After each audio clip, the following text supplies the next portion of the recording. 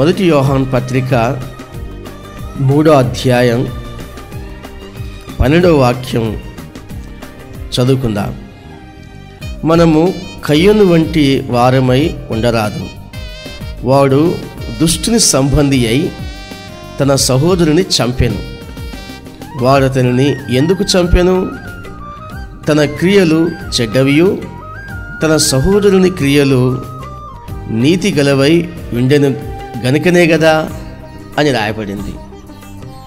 అంటే కయ్యను అనబడిన వ్యక్తి దుష్టుని సంబంధి అన్నట్లుగా మనం వాక్య భాగాల్లో చూస్తున్నాం.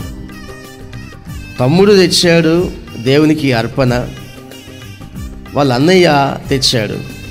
అయితే తమ్ముని హృదయము, మనస్తత్వము, ప్రవర్తన అవన్నీ కూడా దేవునికి అంగీకారంగా ఉండడం వలన దేవుడు అతని అర్పణ అంగీకరించాడు. అయితే అన్న అర్పణ దేవుడు అంగీకరించలేదు. కారణం ఏంటంటే అతని స్వభావం మంచిది కాదు. అతను దుష్టునితో సహవాసం చేస్తూ ఉన్నాడు. దుష్టునితో సహవాసం చేయడం ఎలా ఉంటుంది?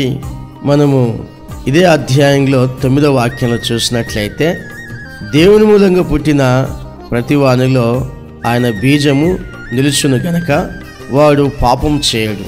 వాడు దేవుని మూలంగా పుట్టినవాడు గనక పాపము చేయజాలడు.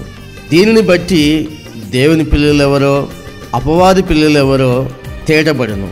నీతిని జరిగించని ప్రతివాడును, తన సహోదరుని ప్రేమింపని ప్రతివాడును దేవుని సంబంధులు కారు. నీతిని జరిగించని ప్రతివాడు కూడా దుష్టత్వంలో ఉన్నట్లే.